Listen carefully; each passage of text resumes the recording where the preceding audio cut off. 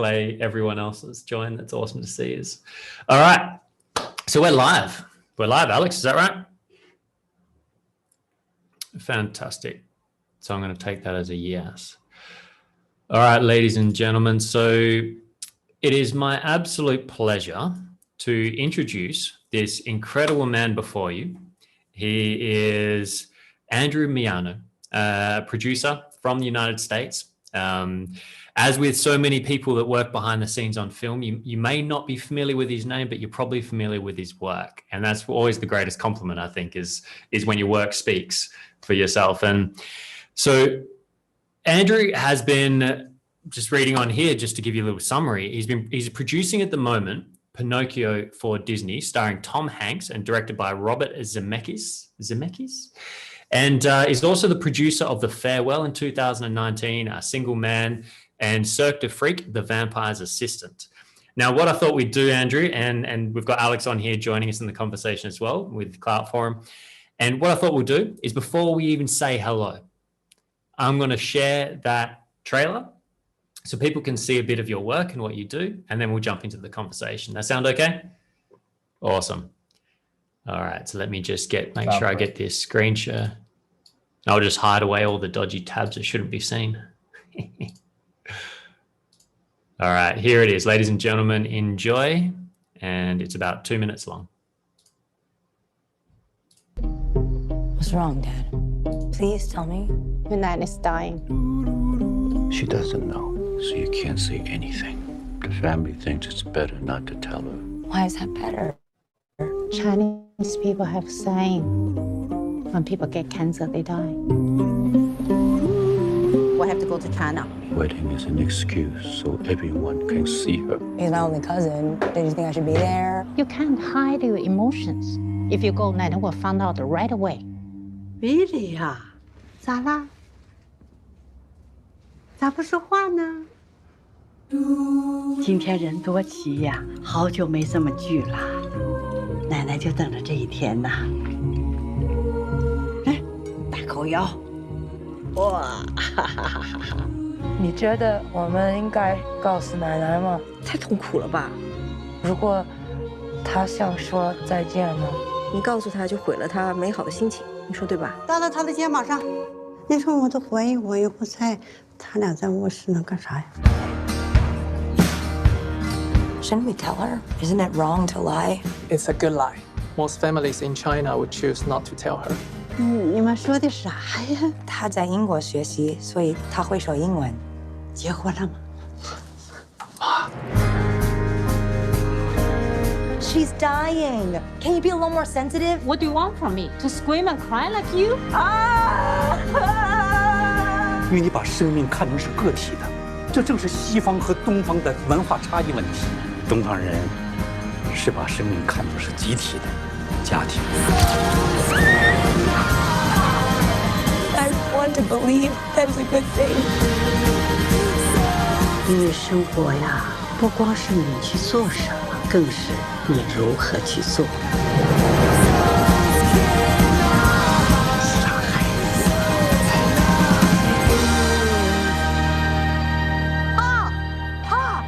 好多了，好多了，好多了，再来点气儿，再来点气儿。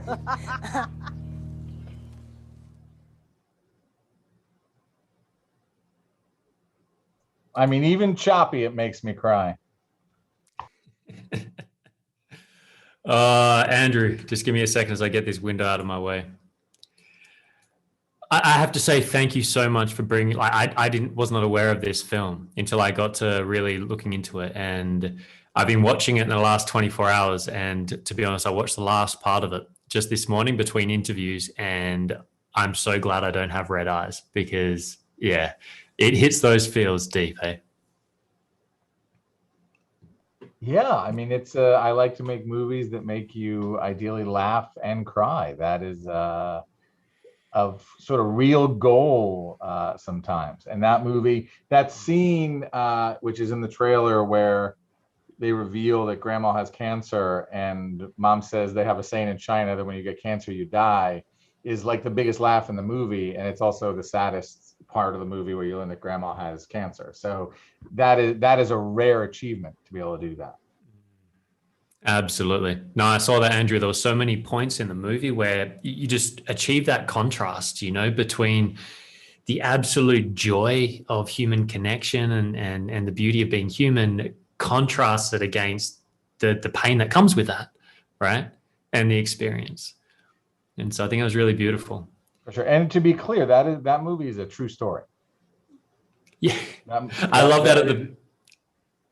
It is I was going to say, story. Yeah, go ahead. Sorry. Yeah, I was just going to say, Andrew, that was what I was going to bring up here, was because, it's funny with Seth, Seth Savoy we had on a few days ago, his was based on a true story. And I love that when The Farewell opens, it says something along the lines of, this is based on a real lie, which I thought was fantastic. Really clever. Yeah, I think it says based on an actual lie. And the true story, was that they learned that grandma had, in China, the rules are different and the way they're able to share medical information. And it was learned that grandma had cancer. And, the clarity of what sort of cancer and how bad and such was a little bit unclear in a way, but it wasn't good. And the family decided together to not tell grandma. And that was, maybe, I don't remember, I should have looked it up. Maybe it was 2016 or 17. She only died last year.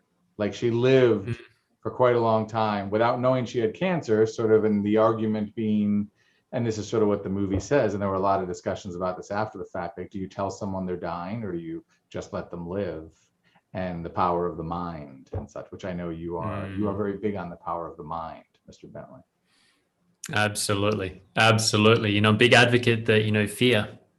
The fear response does more damage than most things because we just stop healing. We stop regenerating. The body goes into fight and flight. And so I love that. I love that the fact that the movie brought that, again, it's like contrasting the East and the West approaches to these things, and watching how, as a viewer in the beginning, I was very much from that Western, like, oh no, you can't, you got to tell, oh, this is, and then as you go through, it makes you actually question it, right? And go, oh, I don't know now. For sure. And we learned through traveling with the movie that is not only in China. There's a woman who used to work with me who was of Mexican heritage. And she's like, oh yeah, my grandmother did that to her mother or something like that. It was like not an uncommon thing. And we had, there'd be a lot of experiences of screening the movie and going to a screening or something. And someone would come up afterwards and sort of tell a similar story. It was eye-opening. It's very interesting to make a very both sad and happy movie about someone dealing with cancer and the family, sort of how they deal with it. So yeah, I love the movie. I look, and we can talk about it. Like, it's a funny thing about what I do, and we talk about it a lot. And I always ask people, and I know you like movies because you watch Seth's movie and we've talked about it, but like, I'm always curious who actually watches movies. Like, people are always curious, certainly what I do. And it's always the plane. The plane is where the story always comes out. Like, oh, what do you do? And you meet some stranger. And the thing I always like to ask is, what's the last movie you saw in the theater? And pandemic notwithstanding, you would often find that people don't go to the movie theater. And often people hadn't heard of many of the movies that I've made just because people don't go to the movies very often, which is sort of a sad fact. But, plenty do, certainly. Yeah, well, the dynamics have changed a lot, haven't they? As we've seen, movies move to streaming and this easy access to everything. And that's something, like, as you ask that question, I can't remember off the top of my head what the movie was. But for me, I've been going to the movies on my own for quite a few years these days. I think it's something since I became a dad. It was like just having that quiet time to go to a movie and be able to just drop into actually the creation. And it's something that I think, I hope we get to see more of, is the appreciation of film, like deepen again, like to be able to really see the details of what goes into bringing it together.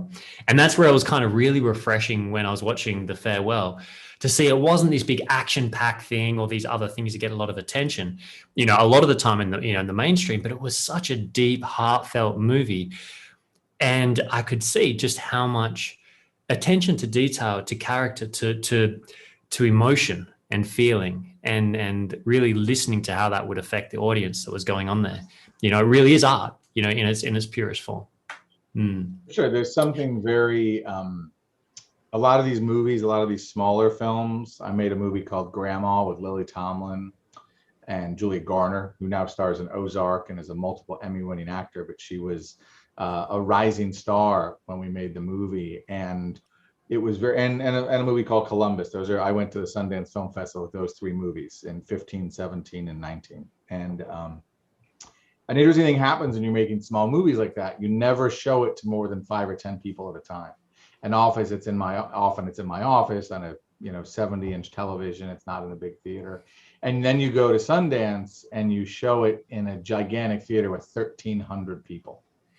And you don't know what to expect. You have no idea how people are going to receive it. And it's funny with both Grandma and with The Farewell, we showed it in the biggest theater at Sundance. They both had prominent sort of Friday, I think they were Friday, like opening, like Sundance opens on a Thursday. Sundance Film Festival, for those that don't know, is the sort of biggest independent film festival in the world. And, you know, we had these prime slots and the theaters are full of people. And Awkwafina was again, sort of like, people knew who she was. She was breaking out in the scene. Lily Tomlin, obviously a legend in her film. And both the movies played much funnier than we expected.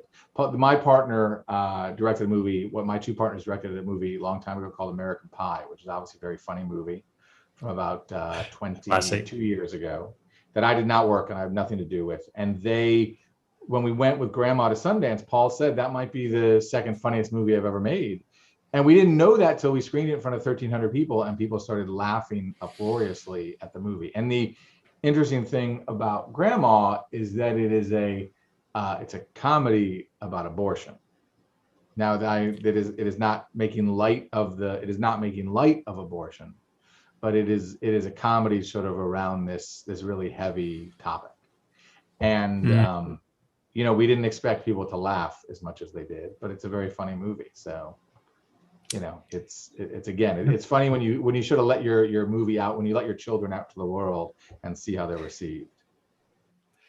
I can imagine it must be pretty vulnerable, huh? Putting yourself in that position in that moment.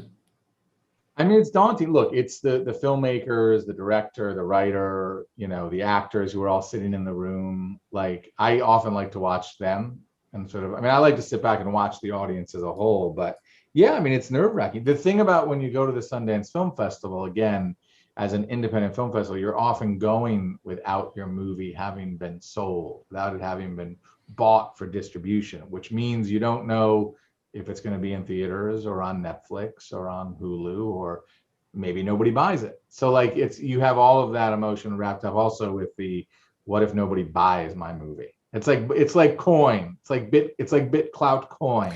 What if nobody buys my coin? Does that mean I'm not worth anything? Does that mean my movie's not worth anything? I can assure you that you are worth something, whether someone buys your coin or your movie. But you know, I'm bringing it together. Yeah, you're weaving nicely. Alex, I think you had a question. You wanted to jump in there. We are starting moving from the discussion of the farewell, so I'd like to catch up and to comment on this and ask a question. So the amazing thing about the farewell for me is that it was about China and Chinese people who was involved in this story. Because my considerable part of my life, I was in China or working with Chinese. And it was really great to see that you showed to the big screen, not only for the China, but to the rest of the world. And it was shock for me to know that the success, not only the story is good and the way it was directed and many other stuff, but the success of the film was so great that it, as far as I know, overwhelmed the end game per average. So you had like 4 theaters and you have gained like $350,000, and it's just awesome. It was like 88,000 per average. And my question is, how do you find?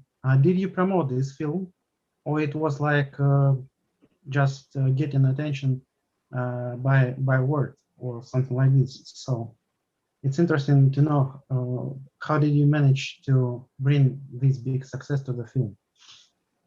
So you're asking, Alex, how we found the movie, how we made the movie, in essence?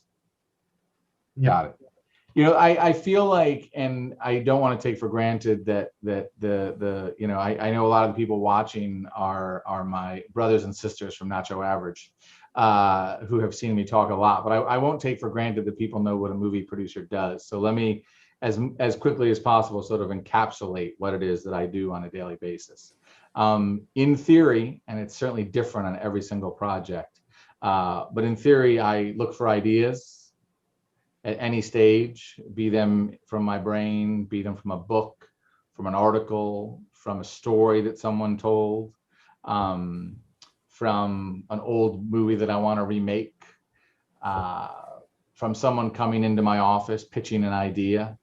Like, my job is to find those ideas, to take those ideas with others. It certainly takes a village, and then bring those ideas from sort of beginning to fruition, from sort of a discovery and a development phase, developing it sort of where it can be made into a movie. That entails finding someone, you know, who's dumb enough or excited enough to give us the money, and generally excited. People aren't dumb. Hollywood is, you know, it's we're talking millions of dollars, so it's actually it's a lot. You got to find people who agree and share your vision for the story, and then of course the not the easy part, but the easiest part to sort of explain is we make the movie. We put it together. You put all the elements together. That's from, and again, movies come to you from in all different types of ways. So some have a script, some need a writer, some come with a director, some need a director, some are written and directed by the same person. But so you need those elements to make the movie. You need a script, you need a director, you need your money, you need your cast, you need your actors. Then obviously in making it, you need to put a crew together, which can be as few as 20 to 25 people to, you know, hundreds. I mean, on Pinocchio, we probably had hundreds of people working at any one time on a giant stage. Wow. And all masked and being tested repeatedly. And then you get to that, you finish the movie, you finish shooting, and then you start the period of post, which is editorial, which again, many of us on here, a lot of creatives on here doing, you edit your work, whether you're a writer or an artist or a musician, the editing process, and it can take, you know, sort of a standard 12 weeks to finish a cut, and then it's a little bit of time to tweak it, and then you get into things like adding music and sound and mixing and all these things. Or some movies that are like Pinocchio that will be more than 55 weeks in post, because it's a lot of visual effects and it's a lot of elements like that, and it's layering and animation and things like that. And again, in theory, and it's I say in theory because there are some movies you come and go in different ways, but my hand is in the pot of all these things. It doesn't mean that I am in charge or overseeing every aspect at every time, but in theory, I'm part of that team.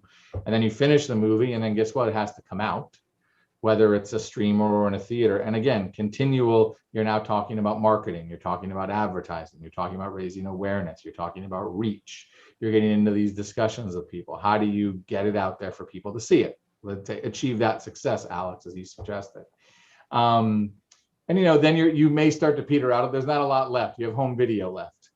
Like that's, but again, the long tail of the movie is, I mean, I am, you know, again, part of a team of people involved from inception to completion to release, you know, and still today, like we might have a movie that, you know, Grandma, I believe, I can't remember, but at some point it reverts to us and we share it with the financier, but like we'll own that movie in perpetuity in some way.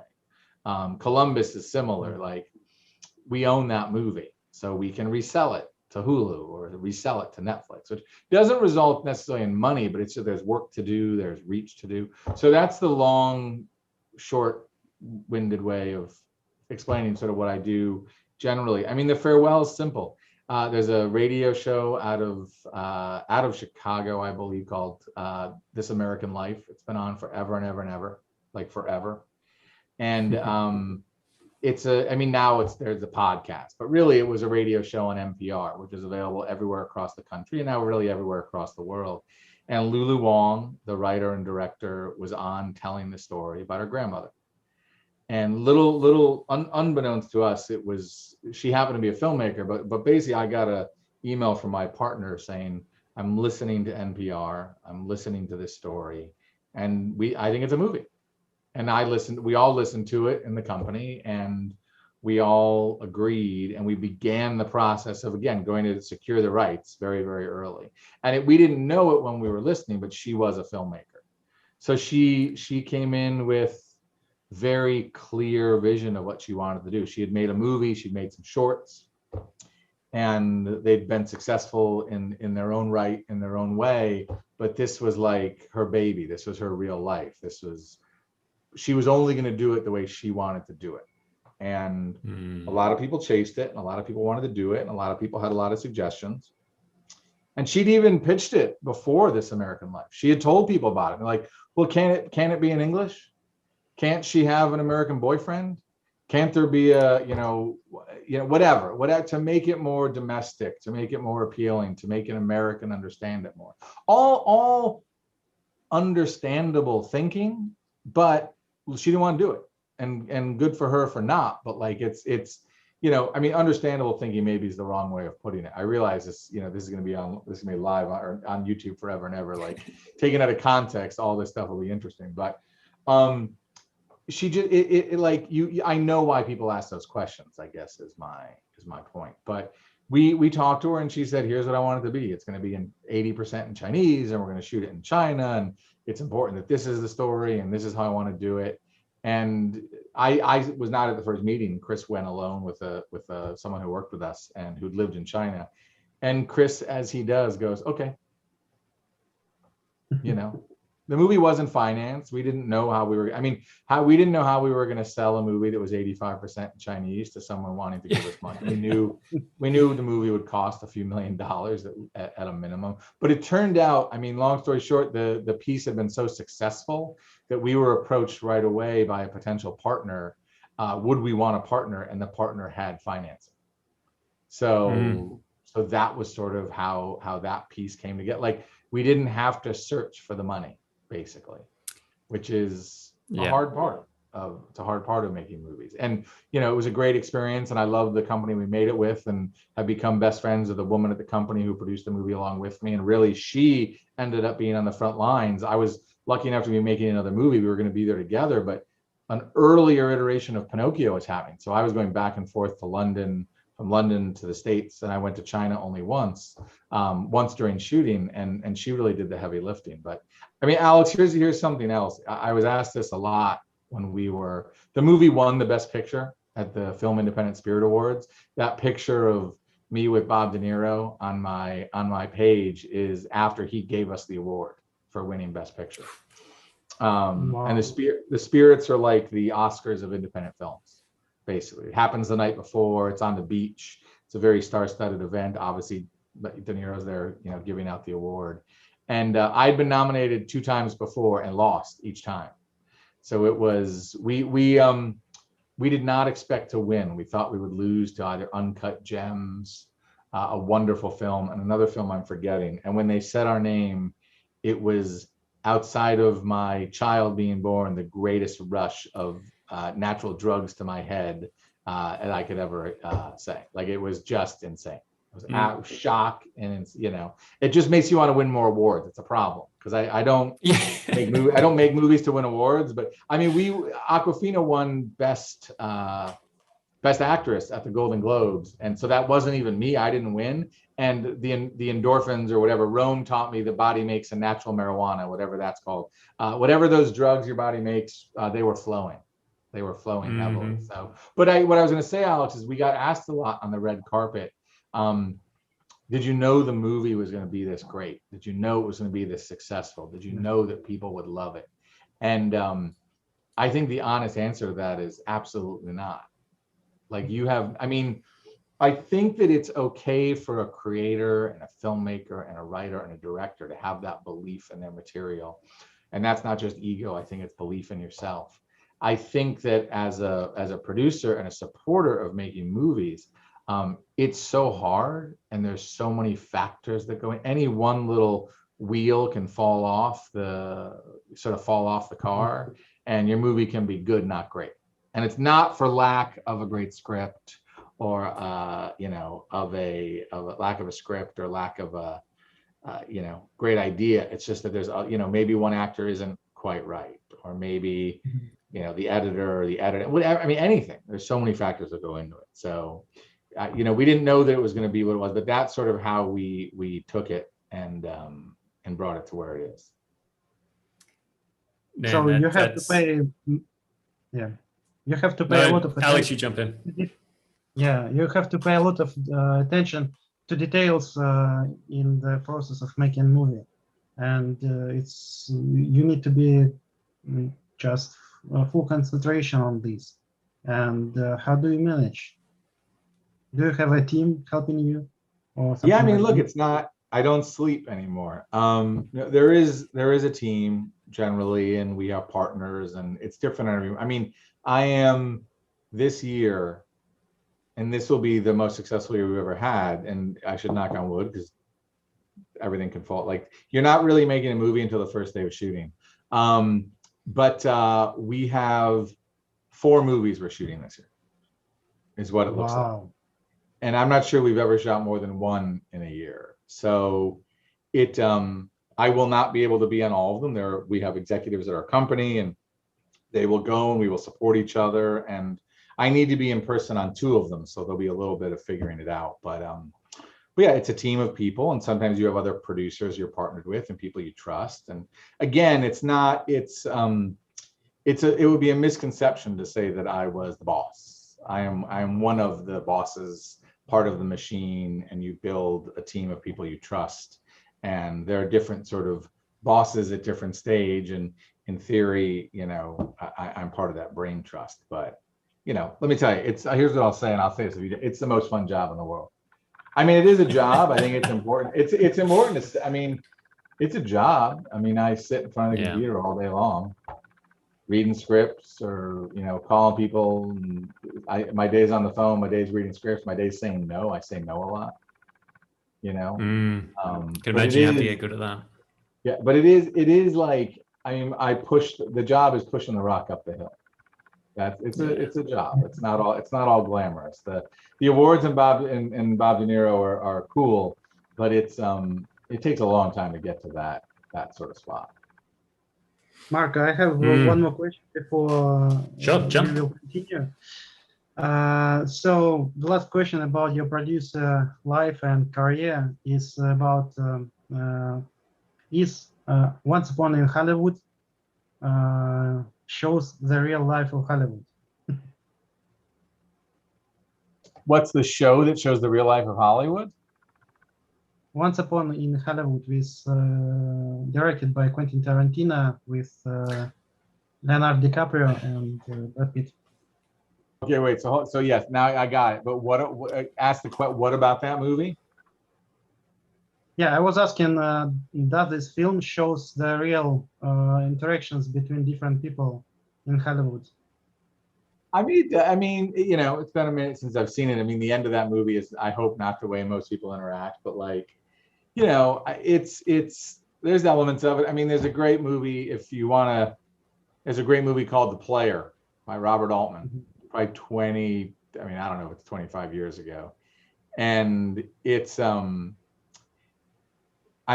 phenomenal movie, and Tim Robbins plays a movie executive. And again, I don't think there's any one. I mean, I always used to joke that I became a movie producer before Entourage existed. Like, now college kids could watch Entourage and sort of get a sense of what the movie business is like. It's nothing like what the movie business is like, unless you're a small sort of group of bros hanging out, having a level of success that, I mean, and I loved Entourage. It was like, that was another, I will not say it for the fear of, you know, underage children watching this, but I used to equate it to like taking a drug that gave you a high, and like, you kind of knew it wasn't good for you, but you kept taking it. But I loved, I loved Once Upon a Time in Hollywood. I loved The Player.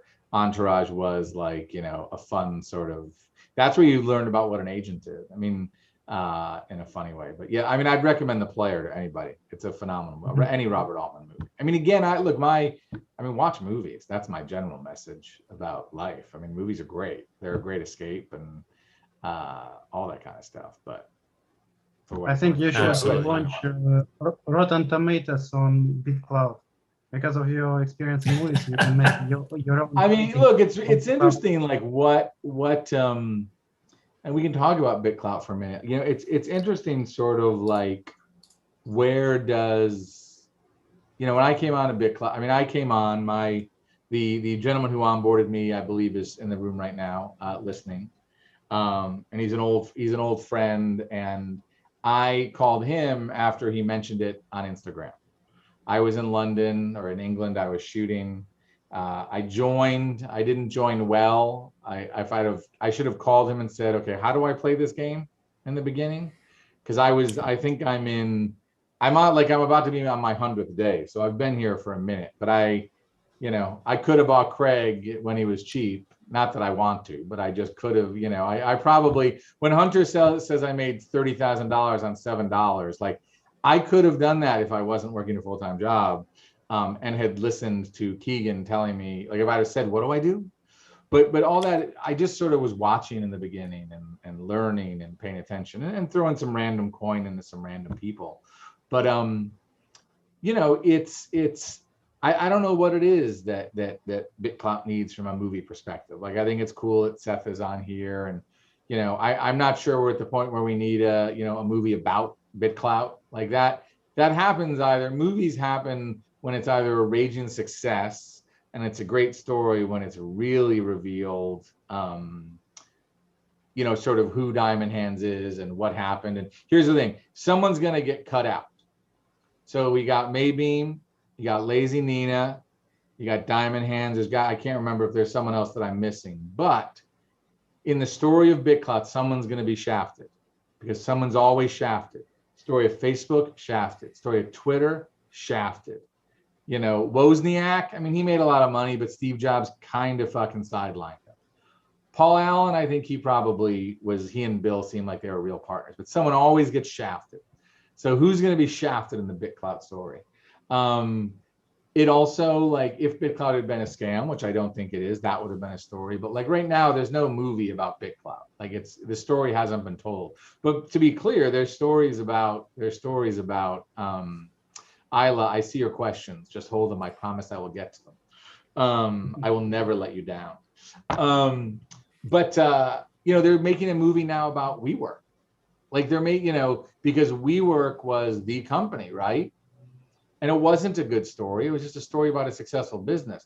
But then it turned out that the guy who started it I keep wanting to say the F word because I swear a lot, but we don't need that on YouTube. He was a fraudster. That wasn't the F word I was thinking, or a scam artist. I don't know. I should be careful. I'm not being libelous towards the founder of WeWork. But I mean, he is a billionaire and his company's in the toilet. So guess what? That's a good story, because he pulled the wool over a lot of people's eyes. The Social Network, the Facebook story, is a great story. And the Twitter, I mean, I find it fascinating. I always like to dive in to see who got shafted. Like, I believe the guy who created the name Twitter, that's not Jack Dorsey. I think it's, John Smith, who, lives in a house and maybe got money, maybe didn't get money.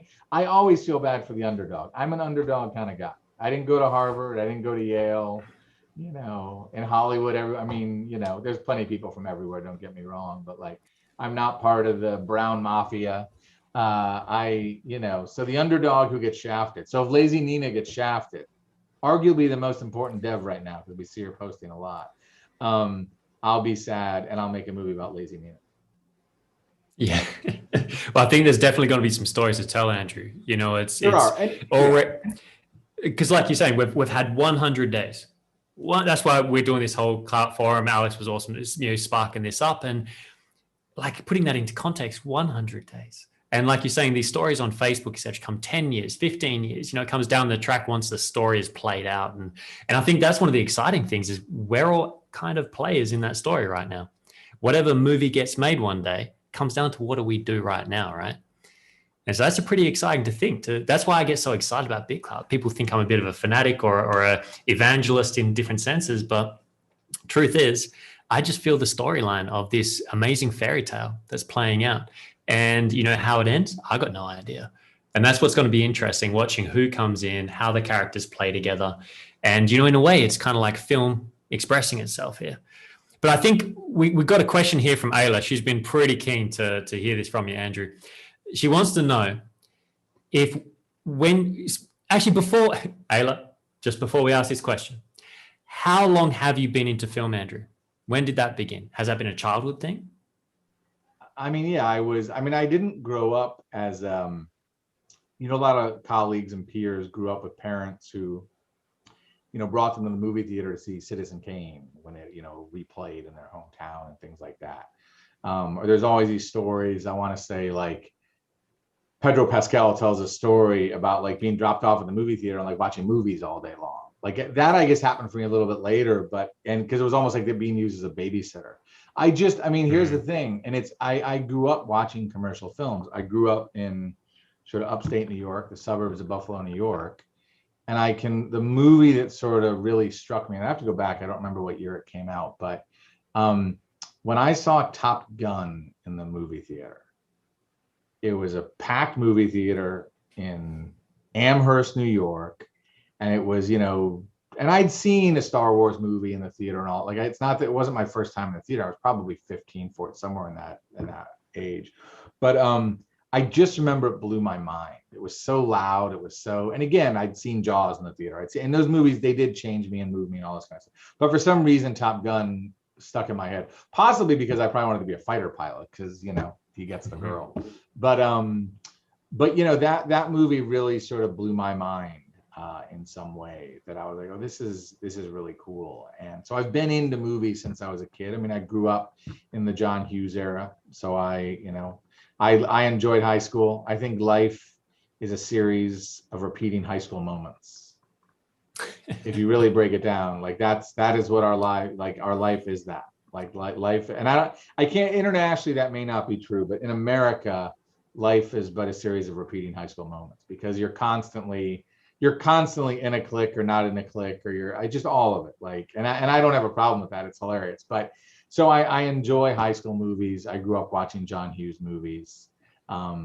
They shot The Natural, the baseball movie, and they shot Planes, Trains, and Automobiles in Buffalo, New York when I was a kid. I didn't visit them, I didn't see them, but I knew it, and it was cool. And then there were there's a couple of famous Buffalo, New York entertainment people that, like David Milch, who created Deadwood, and Tom Fontana, who created Homicide: Life on the Street. And that way, like, it seemed like an achievable goal, I just knew I didn't want to be a businessman. So what time, Andrew, was it where what was your starting point when you began working in film? Like, how did that look? I mean, I went to college with the belief that I was going to be a business major, because why not? I'd seen Wall Street with Michael Douglas. Greed was good. I was going to be a stockbroker. Like every high school kid from the late 80s, early 90s, I was going to be an asshole making money in the stock market. Not a crypto bro. I was going to be a crypto stockbroker. But here's the thing, and I meant to say this at the beginning, that all thoughts are my own, and if you take financial advice from me, you're an idiot. But I was an actor in high school, and I was a really crappy one. But I knew that I wasn't going to be an actor for a career, but I was good at it in high school, and I just knew when I got to college and I got shut out of the business classes, I became a realist, and I thought, what am I going to do here? And so I took a theater class for the heck of it. And I'll never forget, I'll swear for this time, my father said, what the fuck are you going to do with a theater degree? And admittedly, I didn't know. So I said, I don't know, we'll figure it out. And I really didn't, but I just kind of knew I wanted to work in entertainment. Again, this is the early 90s. There was no, maybe, I don't remember when The Player came out, but there was no entourage. There was no, go do this in Hollywood. There were some books, but there weren't a lot of them. And there was no one to point me in that direction. But I ended up, the sort of short story of getting there is, and it was funny reading Jake Udell's story early on, because our stories are different. And Jake Udell is, as a music manager, we probably did some similar things, being a manager, being a producer. He's since transcended that with Community and all these things. But like, there's an element of like, you figure things out. Like, he signed the DJ and he just worked hard. Mario's original story is, if I understand it correctly, he was selling blenders door to door in Australia. Like, hard work. Now he may be a crypto genius, but like, he began as a door-to-door salesman. So I just, I was a DJ in college because I love music. I mean, I asked about movies, and we can, if there's more, but like, does watching movies change the way I look at them? Yes and no. I purposely didn't go work in the music business because I love music, and I was worried that I would hate music if I went to work in the music business. So I purposely did not go. I don't know what I would have done. I mean, my dream was to be an A&R executive in the early 90s. And as an example, and this is the best advice I can always give, and I think it still counts today, the way that I learned about being an A&R executive was I went to the CMJ Music Festival in New York City in 1992 or 3 or 4. And there was a sign up for 5 minutes with an industry professional. Ask them any question you want. And there was a woman who was an A&R exec at Island Records. And I signed up for 5 minutes of it. And I sat down and I was like, what do you do and how do I do it? And it's funny, I emailed her last year in the pandemic. She's a real estate agent in upstate New York now. But I stayed in touch with her for years, because I found that almost anyone will give you 5 minutes, so don't ask for more. And that was sort of how I was a DJ in addition to that music festival. I mean, I had a week, I was out of Buffalo, New York. I went to college in upstate New York. I needed a shtick for my radio show that went on at midnight. They should have let me do anything I wanted. And I, for some reason, for 2 hours, spun music that only came from Canada. And I know there's a lot of Canadians on BitClout, so they'll appreciate this. But in the early to mid 90s, I was spinning all Canadian music. It wasn't all Sarah McLachlan either. But that was what I did. And through that, I met a lot of Canadians in the music business, and I flirted with moving to Canada and going to do that. And I was working a sort of spring break job at a music festival where at night I would help run the clubs and do some accounting or just collect the box office. And during the day, I did whatever odd job I did, because again, do whatever odd job there is. That's how you learn things. That's how you get. I mean, I think all this is relevant today. Also, look people in the face when you talk to them, and don't just communicate on text.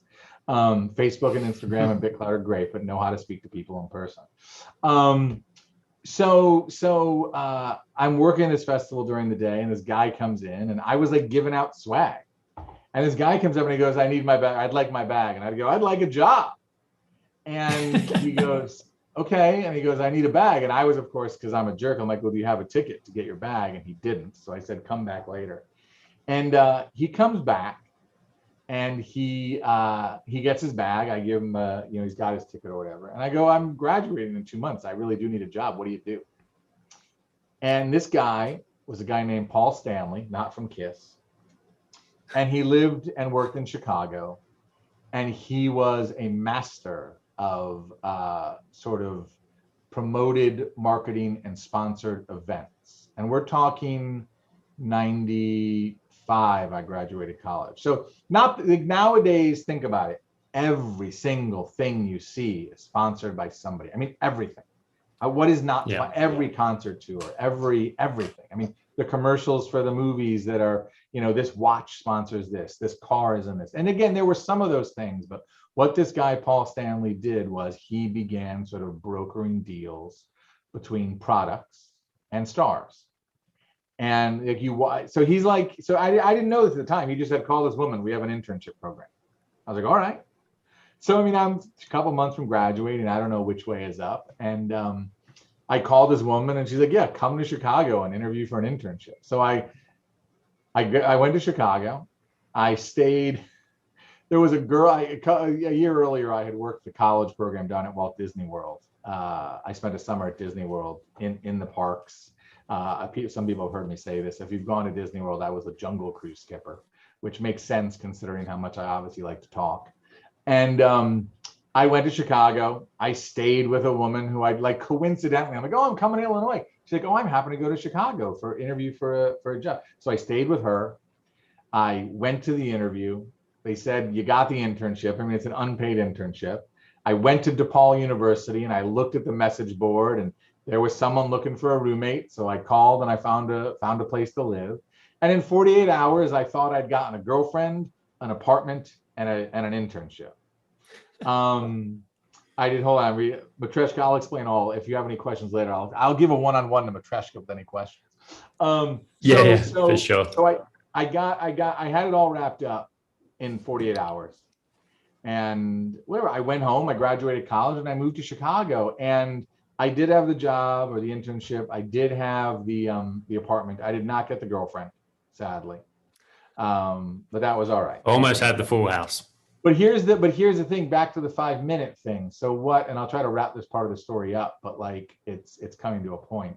You know, at this point, I'd graduated college. I had a roommate who was a writer, who's still writing today. We joked about making movies one day. I mean, it was sort of a bit of a gas. We just sort of joke about it. I still didn't quite know what I was going to do. And I met this, actually, I think I can try to remember how it was. I got a booklet, and these still exist. There's still some things on paper. It was like the Illinois Film Production booklet. And in the front, there was a page of the Chicago Film Office or the Illinois Film Office. And I called, and some guy answered. And I said, like I did to the A&R rep, and like I did to Paul Stanley, do you have 5 minutes? And the guy said he did. And I said, I'm 22 years old. When I'm 40, I want to be producing movies. I mean, I made up the age. What's your advice? And he had a very clear answer. He said, there's 2 routes. You either go work at a talent agency in Los Angeles or New York, which again, I didn't quite know what that meant. Entourage, like I always point to Entourage. Like, what's an agent? Like, if you don't grow up in the movie business, what's an agent? Now you'd kind of know. But he said you work in the agency business and you get your foot in the door that way, or you become a PA, a production assistant on a movie. And that's a gopher, that's an intern, that's a do everything kind of job. There's office PAs, there's on-set PAs. But it was just sort of like come and you know, work your way up in that route. And they sort of do result in 2 different kinds of producers.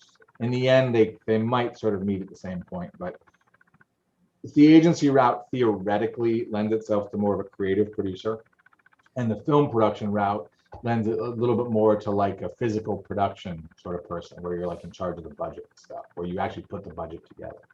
So I sort of, those were my 2 routes. This guy, who I've never met to this day, but weirdly almost met my father because his sister-in-law's husband is a neighbor of my dad's. No joke. My dad called me up 5 years ago and goes, do you know this guy? And I said, this guy, my career wouldn't exist without this guy. And my dad's like, well, I might meet him next week. And I've only met him on the phone and on email, and every few years he'll send a young kid my way and say, will you meet with this person, and give him a few minutes. But I never met him, but he was submitting my resume to productions coming to Chicago, sort of sight unseen. And then I applied to all the talent agencies. The talent agencies, again, they represent actors and writers and directors. They represent musicians. They represent influencers. The Endeavor Corporation owns UFC, like the agent, not the agency, but the company that owns the Endeavor agency also owns UFC. These are multi-conglomerate companies now, but they used to not be quite as sort of spread wide. And I had an in, and I got turned down by every single one in Los Angeles, because the Paul Stanley had one of their first big concert tours. Most of you are too young to know what WordPerfect is, but it was a word processing program for your computer. And WordPerfect, I remember it. WordPerfect sponsored the Tony Bennett concert tour. WordPerfect presents Tony Bennett. And for real? Whatever. I got turned down by everybody. And my best friend since 7th grade, who is still one of my best friends, calls me up and he asked me if I remember his college roommate, his college fraternity brother, a kid whose name was Eric, but we just called him Booter. And I don't know if it's because he threw up a lot or just because they called him Booter. But he said, do you remember Booter? And I said, sure, absolutely. And he goes, he mentioned this name. He goes, do you know Alan Canoff? I don't know who the hell you're talking about. And he goes, well, Booter babysits for Alan Canoff. And Alan Canoff is the head of William Morris, New York.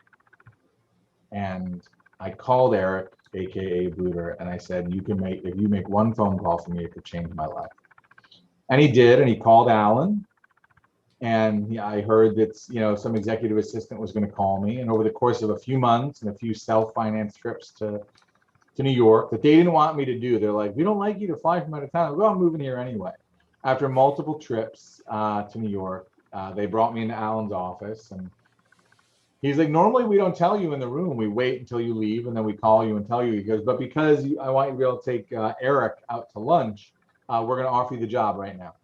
And he goes, we're going to pay you so little, though, you can only take Eric to Taco Bell because that's going to be about all you can afford.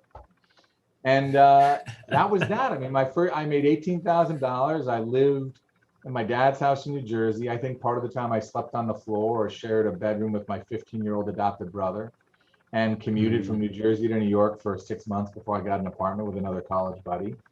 And I mean, the rest, sort of, as they say, is history. I was there for a year and a half and I moved to New York. But like, I believe this sort of 5-minute conversation that you have with people and the simple favors that you ask of people are, I've always sort of held to the idea that, you know, if you're a believer in fate or you're a believer in destiny, or whatever words you sort of want to use, I feel like fate or destiny delivers you to the door and maybe it cracks it open. And then the rest of it is up to you. The rest of it, I really should be. Here's the thing, on BitClout, I'm real good at these one-liners in a live thing, but I'm not a self-help BitClouter. So I know people are writing these down. I can start throwing them out, but I just feel like I'm an asshole if I clout out. Destiny delivers you to the door. What you do on the other side is up to you. I'm just not that kind of guy. I'll give these to the Krasensteins and let them put them out. Well, I tell you what, everyone watching, if you can quote Andrew for him, and then that way they can just tag you in it and they can get it smashing out. Because I tell you what, Andrew, it's you are a hidden gem on the hidden gem. Hidden gem would be weird. You're a hidden gem on the platform. You know, and I think it's and thank you so much for actually opening and telling us that story, because you know what I'm hearing, Andrew, and I love what you say about whatever you believe, that these things bring us to the door. You know, there's that saying, you know, you need to prepare for good luck. You know, that it's like, for all the good luck in the world, it's one of the hardest lessons I had to learn over the last 5 years is the realism to balance out my idealism, right? I've had a very fortunate life, even though I've had a lot of challenges, all the rest, like anyone. There's always a lot of magic. There's always a lot of good luck and things that happen. But things wouldn't actually accumulate to anything until I actually learned that I still need to take action on those things. I need to actually step up and make the most of them, you know? So these things will be delivered to your door, but you still need to step in fully and lean into it. And, you know, it's so nice to hear a story, because it's so easy sometimes, especially on BitClout, you see all these people, these characters, and it can feel like, oh, they just got lucky. Oh, yeah, but he lives in America, or, you know, that person just lives in a Hollywood family, or there's always this idea that, you know, a lot of these things just come so easy. And so it's really nice to hear your story to remind us that, you know, there's a hustle there. You know, there's that, you know, the hustle of, and it's not from a chasing money, it's a hustle from chasing your passion, right? To find a way that you can create doing something you love. And I think that's really relevant to BitClout right now. You know, we're only 100 days. This is like a tiny, like Mario was saying in our early interview, it's a blip in what's a flat line at the moment before whatever happens in the future. And so this is the time for the hustle. This is the time to be able to work together and just create. And I love what you're saying as well, Andrew, of, you know, ask for 5 minutes. What have you got to lose? You know, reach out, because at the moment I'm seeing BitClout is an amazing time where all this cross-pollination is happening and these connections, like, you know, like I've said, every person that I've been fortunate enough to sit and talk to in an interview is like, I love the fact that this has brought us together, you know, in such a beautiful way where you can really meet on the level and ask the questions that you want as well to get ahead. But what do you reckon, Andrew? We've got, just being aware of the time as well, we've got a few questions. You up to answering a few questions from the crowd? I mean, sure. Look, originally Alex had asked me for an hour and a half plus questions. I mean, I'm game. We all know that I like to hear my own voice, so I will do whatever you like. I'm happy to answer questions. Whatever. And happy to talk about it. What was that? Yeah, I was trying to say, before we are going to Q&A section with the audience, I would like to conduct with you brief questions. So it's just a short questions. Your answer is not necessarily short as the question. So tea or coffee? Coffee. Okay. Going holiday in Paris or London? Both. Both? Yeah, I'm going to spend a week in each. I see. No, Disney Plus, while we're there, we're going to run to probably Rome too. Ah, I see. Disney Plus or Netflix? This one is provocative. Wait, repeat this. Disney Plus or Netflix? I mean, that's a trick question because it depends on the week. I mean, I think I subscribe to all of them but Paramount Plus, and I'm sure that I'll get to Paramount Plus, but it depends. Right now, I am loving the Marvel shows that Disney Plus is doing, are just such top quality. But last 2 weeks ago, my partner's movie Fatherhood on Netflix, starring Kevin Hart, was #1 in 71 countries. It was viewed by 61 million people its first weekend. So like that's mad respect to Netflix as well. I mean, streaming is here and it's here to stay. I watch a lot of it. Doing movies or series? Was that movies or series? Yeah. Both. I mean, we've mainly talked about film here, but we do quite a bit. We do quite a bit in television as well, and I'm hopeful. While this is the year of 4 movies, I'm hopeful that we've got two or three television shows that we're doing next year. We have a couple books that we're attaching actors to right now, and hopefully we'll take them out. A limited series and a award-winning sci-fi book called Murderbot. If anyone likes sci-fi, they're all novellas. They're quick reads, so everyone can do it. But so sorry, long-winded answer is we do both, and I like both. Okay, football or basketball? Soccer or basketball? Oh, soccer. I mean, I'm a Spurs supporter, whereas I like a lot of basketball in general. I should have fell out of favor with the Clippers, even though they're from Buffalo, New York. I mean, right now basketball because the playoffs are on, but I love European soccer or football as well. I'm from Buffalo, New York, so I'm a Buffalo Bills fan through and through. Like that's during the football season, I'll probably be posting a lot of useless nonsense about the Buffalo Bills. Yeah, now it is European Championship of football. That's why I'm asking this. Right. And go England. the Go last England. question. Yeah, top 3 directors for you right now. Not in the history, but right now. Top 3 directors right now. I mean, that's a tough question, and it's funny because I'll of course forget names. I mean, the last few years, I mean, there's a movie a couple years ago called The Last Black Man in San Francisco. I want to say a guy named Joe Talbot directed it. If I'm wrong, and he ever watches this, I'm sorry. I'm excited to see what he does next. It's an impossible question because I don't like it's my brain is not ready for it. I mean, I'm excited to see what Lulu does next. And I mean, I'm biased. Like Kogonada, who directed Columbus, one of my movies, like his movie just got into the Cannes Film Festival. So those are my 3 sort of current up and comers, but there's so much good film coming. There's so much good film, and I have to like think about it because my brain has so much useless information in it, but there's a lot of great filmmakers. I see. And the last one, BitClout or Twitter? I mean, BitClout, I think I have 7 followers on Twitter. I've like tweeted 2 things. So I think I was going to say I only joined Twitter to get verified on BitClout, which of course that wasn't my key. But BitClout all the way. Thank you. I like the speed round. I want more. I should have been quicker. I apologize. We'll polish it up and get it as an official segment. Nice. All right. Well, we got a couple of questions here, and we got a really good one, Andrew, from Matreshka. And I know it's been brought up. I know FlickSparks has talked about it as well in previous conversations. And obviously, you're a producer, right? So Matreshka is asking, would you like to read one more manuscript that I wrote? This one starts in Russia.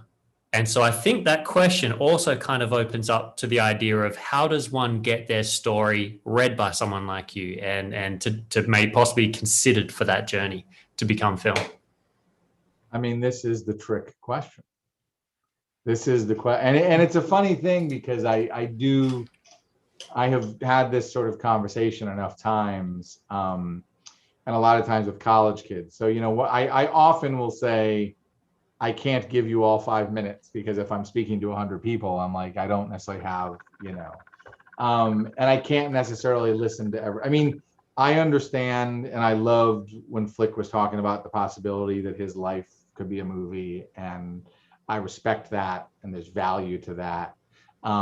look, the business answer is I'm not allowed to accept unsolicited screenplays or manuscripts, or like there's a reason that I didn't create a BitClout address that says give me movie ideas, because that's a legal quandary. Like if I actually want to read a script that is unsolicited, and really I would say, Matreshka, we can sidebar about it and have a conversation about it. But like if you want me to read your thing to consider it for a movie or TV show, I'm going to make you sign a piece of paper that says you can never ever sue me, because ideas are not sort of copyrightable, but at the same time your stories or your scripts are, and I live in fear of being sued. Like how often again, when we're talking casually and Flick's throwing out things and like that's a casual thing, but like, if I've gone to pitch fests before where people like pitch you ideas and they sign a sheet of paper before they walk into the room that says, you can't sue me. Because here's the thing, and I'm going to be wrong on this, but like, because it's either 7 or 8, there's only 7 stories. Like break it down. And again, I don't have it in front of me, but like everything we're talking about, everything is 7 stories, whether it's man, woman, woman, man, man, naked, like, and it can dive a little deeper than that, but it's like every TV show is an office show or a family show. And then the office shows are really family shows because it's about the family at work. Like it is, so you have to be careful, because I've pitched ideas, but I pitch ideas all the time and they're like, yeah, we already have something like that. We've already got an idea like that. And so they use this term auspices a lot. It's like we had a show recently. I've over the years thought about making a show about the back office of a like sports team. Not like Ted Lasso, which is a great show, by the way. If people haven't seen it, I couldn't recommend it enough. That and The Great are the best shows I saw over the COVID shutdown. But like I've always wanted to do a front office show or a back office show about a sports team. I've pitched AAA baseball. I was recently pitched a basketball front office show. And a couple of weeks ago, Mindy Kaling, who, if you don't know, is a big, successful actor, writer, director, producer, very, very talented woman, from The Office and many, many other things. She set up a television show about the front office of the LA Lakers. And it's got a big writer and it's got the Lakers attached. So guess what? That sells because it's the auspices. It sells because it's a great idea. Again, hopefully the context of what I'm saying is shared, should it ever be ripped out in clips and used against me. But it's a great idea mixed with high level people and high level partnerships. But like to say that not knowing specifically what the idea is, and they may have something that is very specific or very unique, but like the idea of a show set in the business side of a sports team, that's not a new idea. But how do you put it together? How do you sell? So that's why I'm very, I probably can't give 5 minutes. I'll always give time with the Nacho Average Call because those are my people. Those are my underdogs. But, it's, I think that it just depends. And I can look, I'll give 5 minutes to anybody, but I think that like, it's not always, when I say that, it's like, it can be an invitation to ask me for 5 minutes, but really it's an encouragement to ask anybody for 5 minutes. Yeah. And start that journey, right? And then just trigger it off and start the walk. Now I hear you, and I could imagine it'll be a challenging thing, to be stuck in that middle of that place of, having to respect the boundaries that are essential to keep everything where it needs to be, because otherwise I could imagine you drown in requests, and reading takes time. And it's not, look, this is not, you're talking about the hard work and all these things. I don't come, it's an interesting thing to say. I don't come in my mind from a place of privilege. I was raised by a single mother with a bunch of brothers and sisters, and we had our ups and downs. But I also know that there were certain privileges that just came with certain aspects of my life that one doesn't need to get into in great detail, but I am obviously a middle-aged white male. I think that it's like, it's not, sort of lost my point, but like as is sometimes the case, as my brain is moving faster than my mouth. I just think it's like it is. I recognize sort of what it is that got me here, and I want to help where I can. And you can't always help everybody, but it is like wanting to treat people with respect, wanting to sort of give people the opportunity. And look, we're making lots of different kinds of movies. We're making a queer high school, like we're going down a current rabbit hole of like, I made the 2 films with Kogonada and Lulu Wong. I mean, in my mind, they're American movies, but they're created by a Chinese American woman and a Korean American man. And now we're about to make a queer high school romantic comedy that's like every high school romantic comedy you've ever seen, except the love triangles between 3 women. And the goal is not to make an important movie. The goal is to actually make a pretty freaking normal movie just about queer kids. And how great would that be to like not make a big deal about it? And not that it doesn't deserve to be a big deal at times, and it is Pride Month and such, but like it's just a regular movie about high school. Normalize it all, right? To become part of the whole process. Yeah. And we're doing, you know, we're all over the place with the things we're doing by design. No, that's awesome. That's awesome. So I'm moving on with the questions because I know we've got a few pouring in here. Let's see. We've got Navoa asking, saying thank you to the team, and then asking what we are doing at the Clout could be dramatically taken to 135 millimeter. So I think you've spoken to that a bit already. Like, what's it going to take, you know, for BitClout to be ready for the film? For BitClout itself to be a movie, it's got to be a bigger deal. It either has to be a bigger success story or a bigger implosion. I mean, that's by the way, for what it's worth, and I will say this, that anytime I say no to somebody, it's like, it's just my opinion. Like someone else might just, Seth Savoy might be like, no, there's a movie in BitClout right now. I've got it. This is it. But like the things that make this a movie to me they don't happen at 100 days. They happen at, you know, a few years in, when again, we're either a huge success and there's a story about it, or it's a huge success and then downfall because, you know, they shunned, I saw someone, because Diamond Hand shunned Lazy Nina, and Lazy Nina comes back with a vengeance. I mean, I can create a fake story if you want, but if you really want a story about BitClout, like, I think that that story has yet to come. But, you know, I want nothing but the success of this place. Yeah, fantastic, man. Right, and we just got to live it out, and let's see where she goes. And this is where, as you know, Andrew, I'm a big advocate of, you know, living in each moment of, like, we are literally witnessing a great moment in history, whichever way it goes, you know, and whether it's a massive part or just a small part that's only relevant to us that we're part of it, it's a piece of history. And, you know, not to get too lost in projecting forwards, but rather be really present right now. And, you know, like you say, just do what you can right now to make this the best movie that will ever be made when the time comes. I think we're in the middle of a really cool social experiment.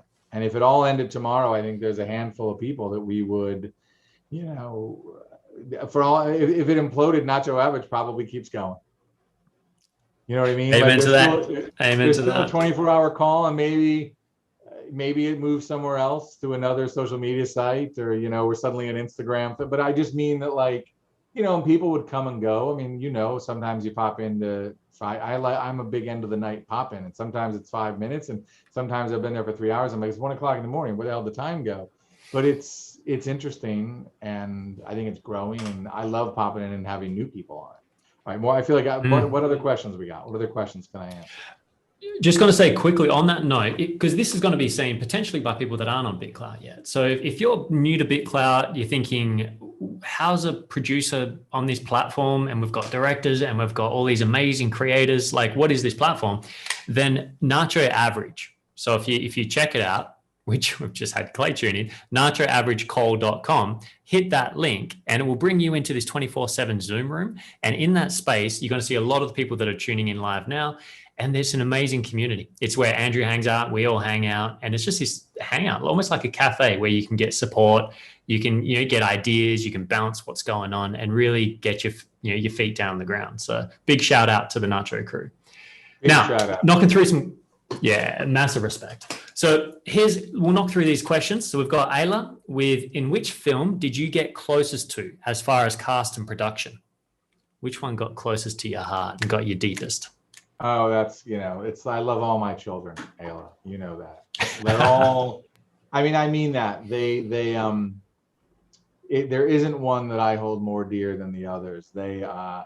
Even the ones that didn't sort of connect with the audience, there is, and it's taken a little bit of time because it is a roller coaster of a life and a career, that the success or failure or emotional connection to a movie, and it's not, again, dissimilar from this idea of your coin price and value.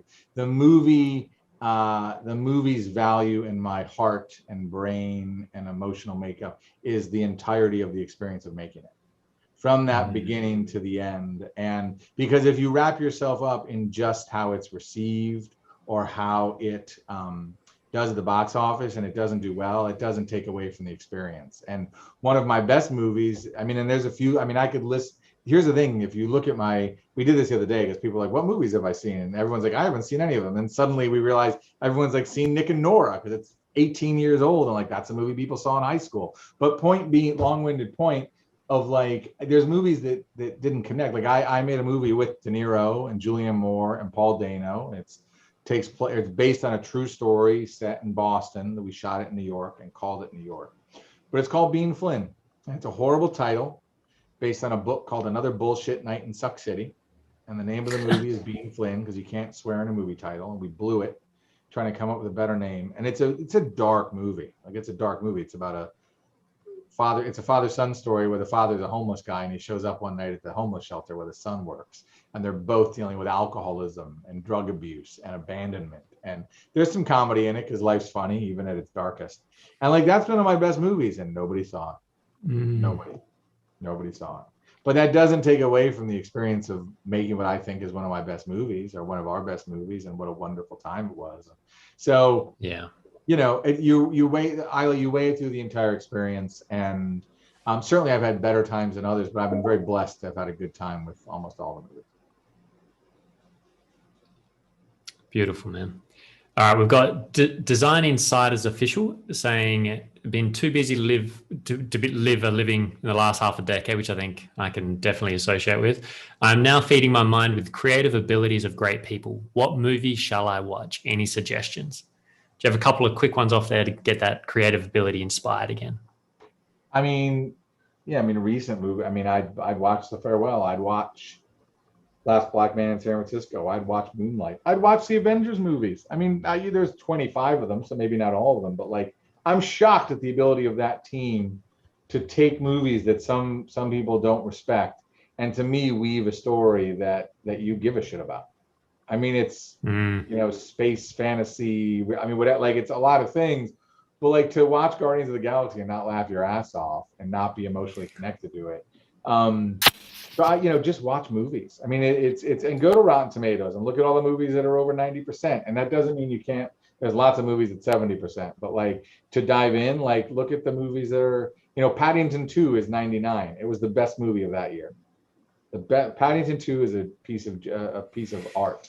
It is a piece of art. If you watch that movie and you don't laugh and you don't cry, I'll be shocked. And you don't have to have kids. You will love that movie. Paddington 2, that's my greatest recommendation. Or what, you can watch this movie. I wore this t-shirt special. This is a movie called Prospect, starring Pedro Pascal. It stars Pedro Pascal and Jay Duplass, a bunch of people you recognize. And we made that movie for $3 million and it looked like it cost 15. Fuck, Clay Perry just popped up onto my screen. Yo, what's up? Welcome. I love this. Yes, I never made a movie. I made a music video, but I've never made a movie before. So I don't know if I'm qualified. I don't know if I'm qualified to be up here. Is it, what we're talking about life? I'm going to answer. Mark, you can ask other questions in a second if there are some, but I saw a question from Keegan about. Before you're going to the questions with Clay, I would like to say a big shout out to Clay and Much Average for helping us, for helping community, for helping Clout Forum to be successful. Thank you so much, man. You did a wonderful job, man. I'm excited to see how it all turned out, and it's been awesome for the whole community. It's been very cool. It's been very cool, Clay and Alex and Mark. I think I've watched a handful of them and I still have more to watch, but I think it's cool. One of the questions was about funding a movie through BitClout. And there's something there. I think there's something possible there. I don't know if it's through Founders Reward. I don't know if it's just, I've made movies for $500,000. So if we raise $500,000, we can make. I mean, I don't, it's an interesting thought. And then how do you, there's probably some legal. It's like with the fact that Apple won't let you do diamonds or whatever. Like, there's probably some things you need to do if you create an investment sort of piece like that. But there's definitely something. I feel like it's like what I was talking to Arts about last night. Like, there's a time coming I envision. I actually thought we'd already be kind of, and we may be moving into it right now. Who knows? But like, you have so many VCs on this platform. You have so many investors in general. I see a time period coming where, like, if you say the creator coin really becomes like the mainstream way to invest in an individual, I don't think like if you were like an investor, the more value you put into that creator, the more their creator coin is going to soar. So as I was thinking from the standpoint of like for instance, having Nacho Average and all the different projects we're trying to build. If someone really wanted to make money off of me, the best way to make money would be almost like signing an individual. And I think you sign them like if you're doing a movie, right? Like you could sign a project. But at the end of the day, like signing like a creator, like we're in a different space where it's like if someone were to come and give me a record deal, it's like they're missing like probably 75%, maybe 50% of the entire like value that I really bring. And so I think we'll see people invest in actual creators and take some type of cut, or there will be contracts. It'll all be kind of based outside of BitClout is what I envision. I don't think it has to all be done through the creator coin. So I think like there will be opportunities for producers to kind of show what they're capable of, and then it's like if you really want this creator coin to soar to where it can, like putting money into that individual and giving them a budget is gonna only bring more value to the table. Yeah, it's interesting. I mean, I have not certainly thought about the economics of it all, and we'll probably have to break it down in some way. I would also, in my mind, need to have an idea, have the movie that I want to make for, let's just say, under $1 million, and put it up. And I don't know if it is like a high founder reward or if it is the reality is it would need to be whatever the easiest way is for me to get the money off the platform. Like whatever the easiest way to get the money off the platform to actually pay for it, to put it in a bank account, put it in escrow, to actually make the movie and not have to be worried about the BitClout angle. Raise the money, take it off the platform, put it in a bank account, make the movie. And then when you sell the movie, like if I make a movie and it's independently financed, the financier gets their money back plus a VIG. So that's it. And now that's all paper. Whether we paper it or whether we create a BitClout thing. And I mean, I could run off with the money, like, oh, I sold it for $1 gajillion. I'm running off with the money. Like, no, but it might be a different way than normally the financier owns 50% of the movie, but maybe we would do a thing where the BitClout, and again, BitClout.com wouldn't own it. Like some entity would own 25% of the movie, and that 25%, that profit would go to the coin holders. Would go to the people that invested. And I mean, it wouldn't be that hard, to be completely honest. I mean, there has to be probably on the music side. I see a ton of lanes to pull it off, where it's like you just kind of take the traditional deals and expand them.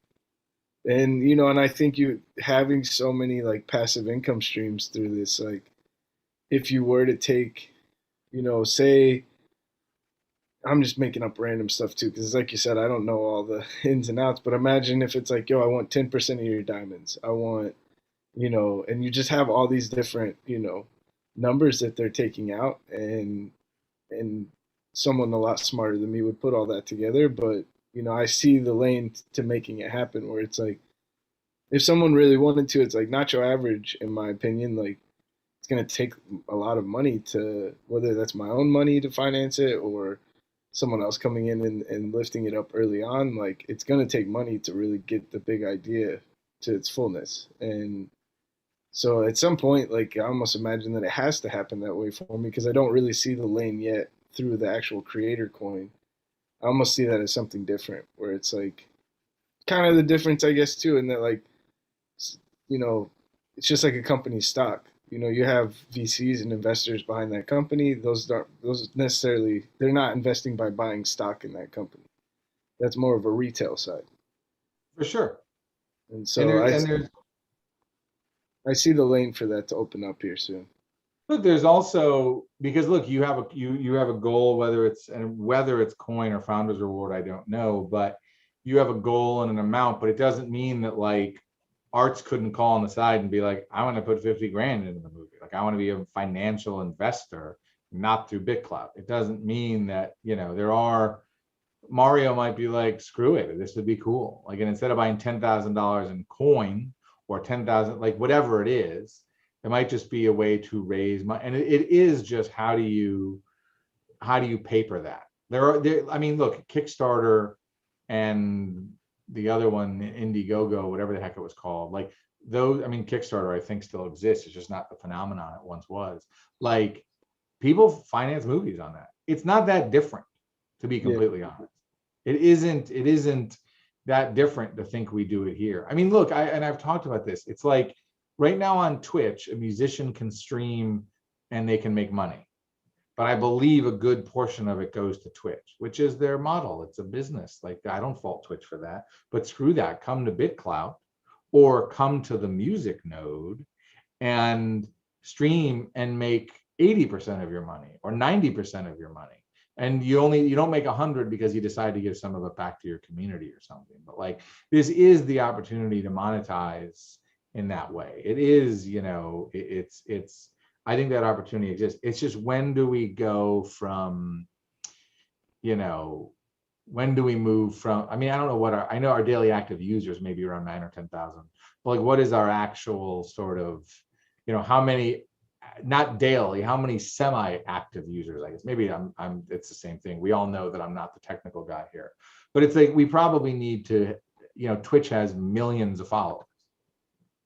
And the platforms usually, in the recent, like, platforms have been investing in, even look at Spotify. I don't know how far they took it, but I remember like that being a big thing with Spotify a couple of years ago, where it was like they were going to start giving out their own deals to people to incentivize, like, wanting, you're really successful on Spotify, we can't lose you. And I think like we'll kind of reach that point in this too, where it's like there's so much money being invested in this. I can't imagine, like, even for me, like, if something happened and all of a sudden I wasn't able to post anymore, not saying that me personally it would have some huge effect, but I think that in some ways it would, though. Like, it would, if I just stopped posting tomorrow and didn't have time to do this because I had to go get, 2 jobs or whatever to make ends meet, it's like, if we start losing creators, there's got to be a way early on for people to be able to finance their projects and actually show what BitClout's capable of. And so I do think like we'll start seeing creators get, even like how I brought it up to Arts yesterday. It's like, at the end of the day, like, almost like that has to happen. I mean, it really is. What are the nodes on top of this? Like, Keegan's talking about there being a Kickstarter node. It's like, what is the, in the chat, what is the, the Twitch thing is really interesting, because as I thought about it in my head a second ago, part of the article talked about how people make a decent amount of money with only a couple hundred followers showing up for their thing on a daily basis. And maybe sometimes it's less than hundreds. So, but Twitch is a high value video streaming platform. That doesn't exist right now. That's not BitClout.com. Like, someone needs to build the Twitch version, the Twitch node, or the video node. We shouldn't say the Twitch node because Twitch will sue us, but the video node, and then go to those artists at Twitch and be like, move your following to this, BitClout.com / music node. I mean, again, I don't know what it is, and take all your money. And it only takes one artist to start, and once one music artist. But that's a dev thing. I mean, when we talk about creators on this platform, it's a lot of artists, but creators includes the idea people, the developers, the like creating of the apps. It's like, I'm excited to see what that is. I mean, I don't personally, if I was a developer, I would develop the adult node, because you'd make $1 billion. Yeah. Because that, that's And I'm not suggesting that on YouTube. I'm just saying. No, yeah, it's. I mean, that's And how I look in Nacho Average, like in the same way, where it's like the long-term way I view Nacho Average is it's its own social media. Like once it's in its own node, and once it's and so all of these things that we're building, like they have to reach the masses. Like we have to create something that's actually worth pushing out to the masses, or this thing really, it's just a shell of what It's it hard. can It takes be. time and money. It takes Yeah. time and money, and knowing that it's not easy to get the musicians to leave Twitch to come here. It's someone who's motivated, who's got time in their spare time. There's a lot of people here do have day jobs, one way or another. And you sort of got to respect the need to, we can waste or spend or enjoy a lot of time on all the things that we do here, but like people do have to pay the bills. Absolutely. Absolutely. And I think this is something that Mario Knopfel in the interview earlier today really spoke into as well, is that this is the time of the developers. We are so early right now that they are the ones we should have up on the temples, up on the altars and really just putting down offerings every day to support them for what they're bringing to the table. And because like you say, Andrew, a lot of these people have got projects, they got work, they got bills, they got debts, but they've got vision and they want to create. And so when those developers can start building, that's when we can start really having something ready for the bigger world. But I'm just saying, Alex, you had your hand up there, bro, and you wanted to bring something in.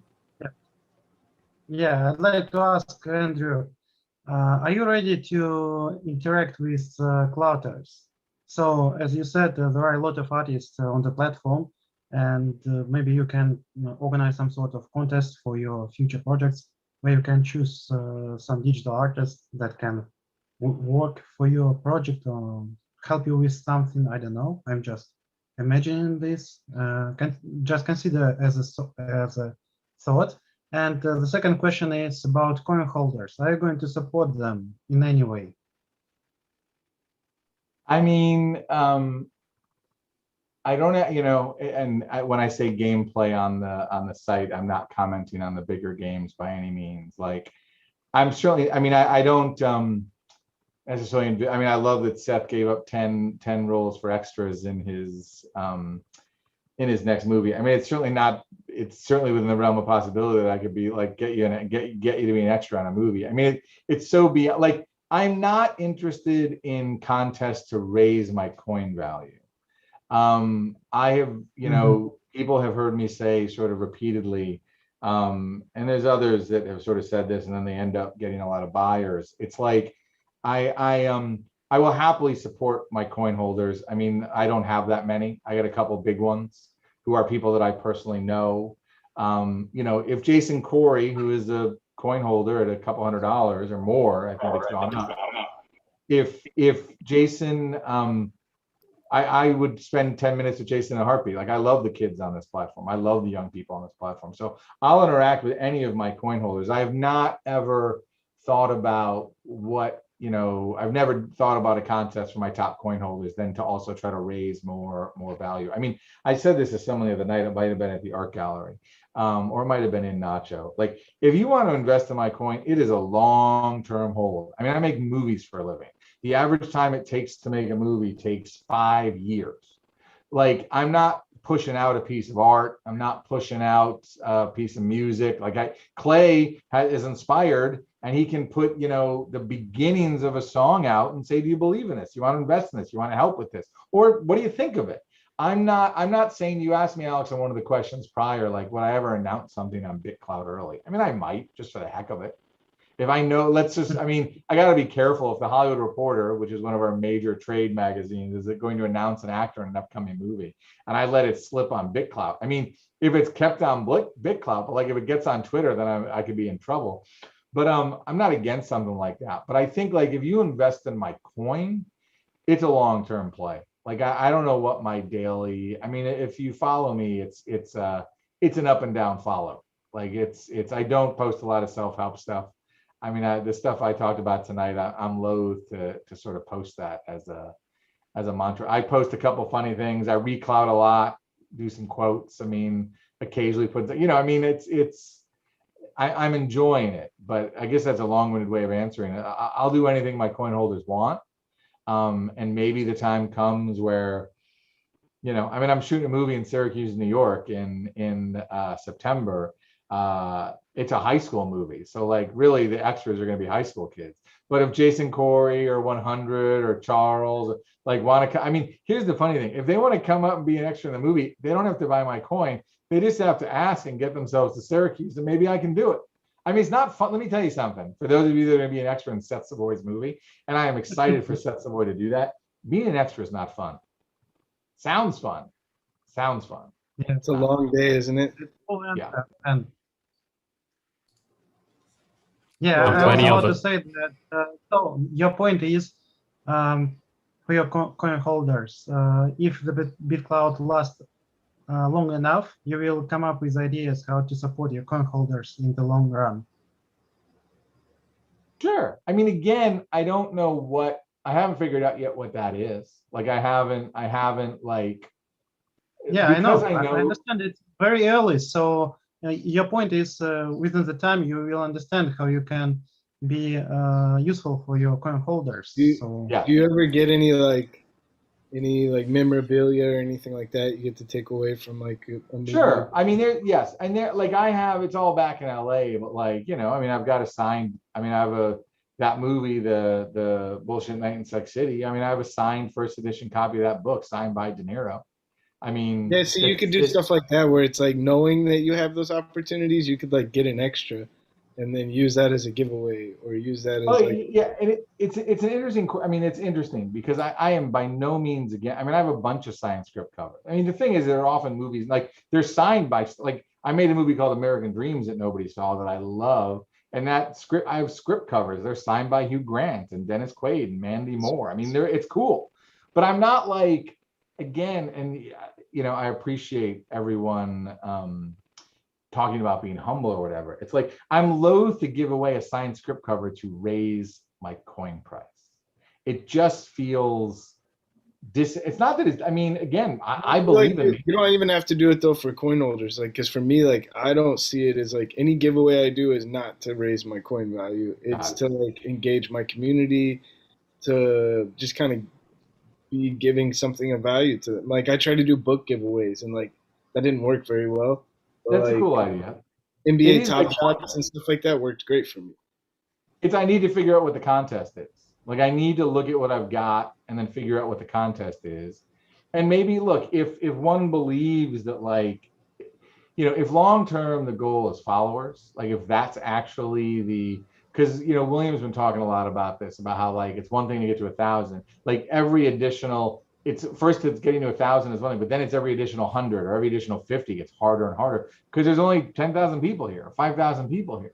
So, you know, it's an interesting thought. I mean, I will certainly think about it. And, you know, look, my overall engagement is going to be interesting over the next few months. Like I can tell you the next week and a half, I'm going to be with my family tomorrow for like 8 days. And I certainly won't pop by Nacho very much, but I'll try to. And I may or may not post a lot. Like, and if I do, if I don't, like it's, you'll all know I'm not disappearing. I'm not rug pulling. I'm not pulling out my coin. I'm just getting busy. I want to answer this question for Nova real quick. We've talked a lot about this, and I think Mario talked about it. I've talked about it in person. We've talked about it at Nacho, whatever. My overall feeling to everybody, but to Nova, to answer your question about Jim Carrey, is I believe it's a little early for celebrities on BitClout. I believe there's too many things being figured out or to figure out. I don't include influencer celebrities. I think that's a different tribe. And that tribe knows that you got to do something special to sort of gain followers and gain interest. I don't know what, you know, Jake had onboarded, is her name Lauren Gray or something? I don't remember. I don't know how it's gone for her because I know she's a big influencer. I know Brock. I mean, I enjoy Brock Pearson. I get a kick out of him. I've enjoyed my interaction.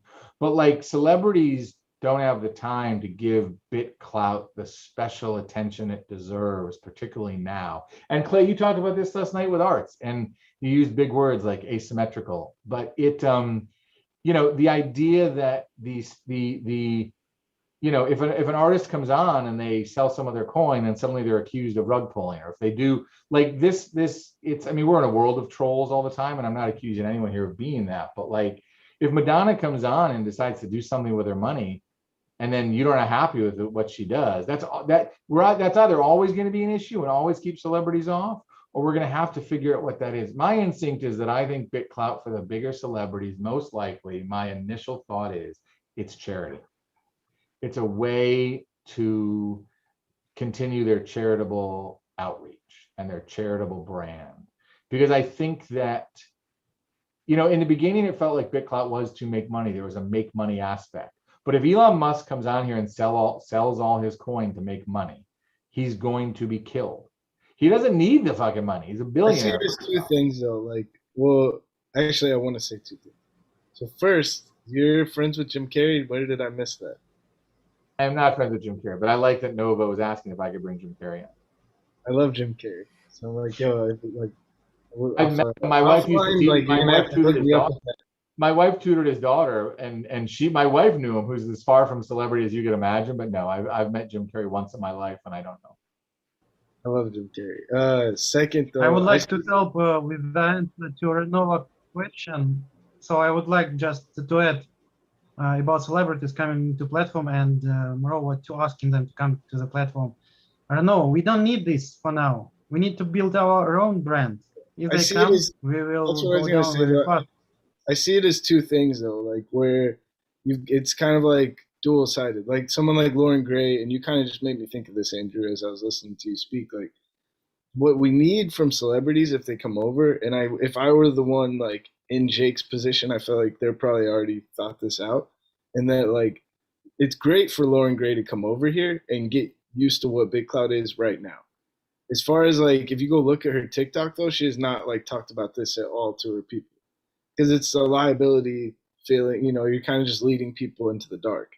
So I think like if Jim Carrey came over, you know, even I started thinking about that. I'm like, that would be amazing. But at the same time, like I don't expect Jim Carrey to go on Twitter, Instagram, and Facebook and be like, hey, everybody, I just found BitClout, come on over. So I think like that's kind of where it's, you know, a duality in it, and that like it needs to happen. Celebrities do need to keep coming over and getting their feet wet and understanding what this new thing is. But at the same time, like we just need, right now when people think of like Jim Carrey or Lauren Gray, like they expect all of their followers to come with them. And that's not what we should expect right now. We should expect that celebrities are going to continue coming in here for probably the next year or two and just kind of learning with us. That's great though, because then they become, you know, one thing I love about seeing Tory Lanez and Lauren Gray, I see the same thing in both of their accounts, is like they're not active like we are, but they are active. They post, you know, at a minimum like every 3 days, and they're trying to be members of the community in some form or fashion, even if it's just like the 1% of their day that they have to give to it. I think getting their feet wet. You put it very well with getting their feet wet. And I think that as long as they're not, I mean, they're not like, I don't think Lauren Gray's out there shilling for coin, you know, looking for, and I guess that's probably what it is it's like test the waters, learn about it, be part of it, pop in, but don't try to work it too much for a financial gain. Just sort of be here to learn about it, acknowledge it, and sort of see where it might go, and be here for the future and be a little bit ahead of the game. And I think that's a pretty valid way to look at it, because I do think that, like, you know, I don't think that we're ready for there's not enough people here. We're not ready yet for a celebrity to be like, you know, I'm here and I'm going to raise a bunch of money to do this, unless they really came on and were like, I'm opening a charitable arm of my company here. Let's raise money for charity. There is a finite amount of money here today. Like we need more, and we need new users. And it's sort of like, we're a ways away from critical mass, but like what moves us and what continues to move us in that direction? I think it's the developers, like you said, you know, like Mark said, like it's the developer community. We're not even to the early adopter phase yet. And it's like, once we get there, you know, then I think it's like, I keep bringing up Nacho Average just because that's all I'm building that I know of. But it's like with Nacho Average, like until that's going to be a node that like I hope people want to go to. In the early days of BitClout, we are an early adopter and mass adoption. Like I feel like it's the marketable things that we build on top of BitClout that are really going to make BitClout something special. Right now, we're just kind of in the shell of what BitClout can really be, which, like, if you know what it is, it's exciting. It's amazing to be here during this time. And it's very rewarding if you know how to, like, use it to your advantage. But at the same time, it's what the reward today will not be the reward in 2 years from now. Like, the reward today is metrics like followers and likes and, you know, diamonds, but how that evolves to your, you know, like William was saying last night, you know, when you have, you know, 300,000 followers, how many diamonds are you getting at that point? Like, for sure, you make a living off just your diamonds. That's for sure. So it's like the rewards will be much different for the long-term user than the short-term user. But I think there is opportunity for those who just want to grow their own community, build ideas, like, and that sounds like developer stuff. Yeah, I mean, it's like, interesting. This sort of, and again, it exceeds my mental ability to even imagine, but like not having a deep enough knowledge of blockchain, but like, is there not a way for someone to build a developer, but like a successful, wealthy celebrity or person says to a developer, build a node that encompasses all of my social media, that is part that combine, and again, I'm speaking out of my ass, combines all of it in one sort of place. Like, you go to, and it's not bitclout.com, it's whatever, it's you know, it's The Rock / BitClout / whatever, and you go to it and it's all of his stuff, but the value is all funneled through a BitClout sort of way, like the coin. I mean, again, people love crypto, right? So like, if you can buy crypto to support The Rock, I mean, David Bowie did it long before cryptocurrency existed. You could invest in David Bowie and Bowie bonds. Like, that ain't rocket science. He just created a bond you could buy. So like, there's a way to do it. And that genius, whoever finds a common, I mean, who's the celebrity that loves crypto the most? And that person and the developer who's smart enough to do it, put something together where it's not, you're going to, you know, I mean, think about it. You go to Instagram and it lists their Twitter. You go to Facebook and it lists their Instagram and their Twitter. Like, why would you not have a new place, a new node that's literally therock.com? And it's like, you want to follow The Rock? Great. You want to invest in The Rock? Great. You want to put money towards his charity? Great. Like, you can do it all in one place. And again, I don't think The Rock is ever going to look at. I think it's just an arms race. Yeah. I think they're trying to, if you look at, like, even Spotify started getting diamonds, like when they opened up their rooms or whatever, you can give out diamonds. It's like, there's clearly like recognition across like all the social media platforms. They have to monetize and combine or be eaten up. And I actually hope they get eaten up. Like, if I'm honest, like, I think this is kind of, I don't think it'll be called Twitter, Instagram, you know, because of legal purposes, like, it'll be something new. But I think that I'm curious to see how social media innovates on top of the blockchain, on top of BitClout specifically, where I think that, I think we'll have the Instagram, you know, I think that through BitClout, we'll be able to have the Instagram, Facebook, Twitter, but it'll be new. I think it'll be like, we can create an Instagram copy really easy. And that's sure, not really, but I don't think The Rock wants to give up his, or Kevin Hart wants to give up. I'm sorry to interrupt you, but it seems that we are shifting away from the interview part of our discussion, and I would suggest to close it, and we can continue to discuss it. And I will shut down the stream, so we will our discussion after it. Okay. That is so correct. Mark, Thank you to our viewers. To wrap it up. Hey, Alex. Hey, thanks, man. This is a really good conversation, and I'd highly recommend continuing in Nacho Average if you guys are up for it, because I think it's valuable what you guys are discussing here. And thanks, Alex. Yeah, we are coming to 2 hours, so keeping it within digestible viewing, because otherwise I know I'd be stuck on this watching for a long time.